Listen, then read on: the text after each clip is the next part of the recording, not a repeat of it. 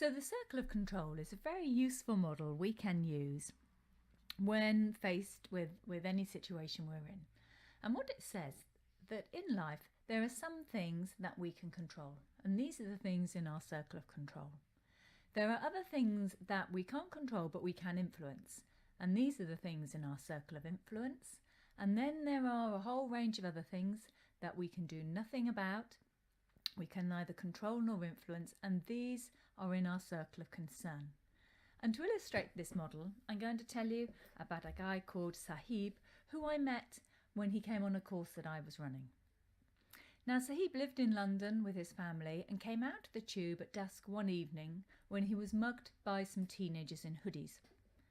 And it would have been very easy for Sahib to be very shaken by that and then spend a lot of time in his circle of concern complaining about the youth of today, the lack of opportunities, the lack of job prospects, the breakdown of society, and all those sorts of things. And he didn't do that.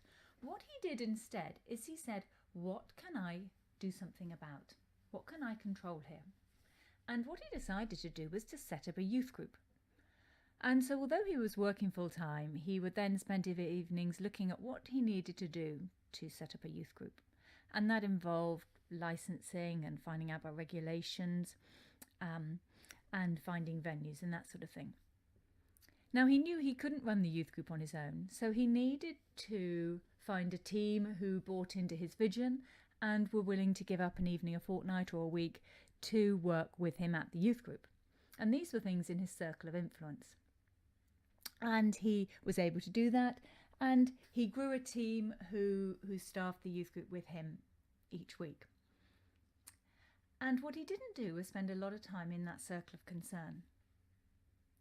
And they set up a youth group, and the first youth group he set up was very successful.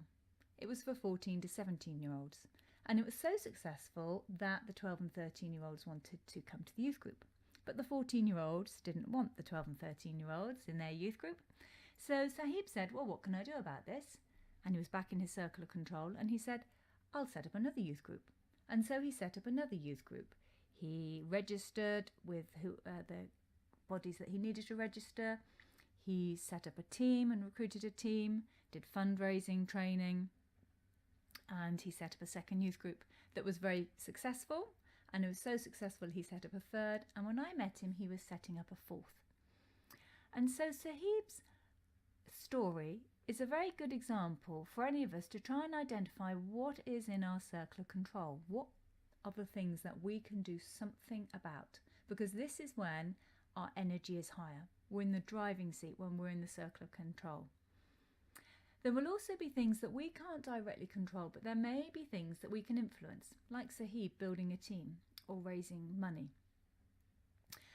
Who are the people you may need to influence to improve things in your life at home or at work?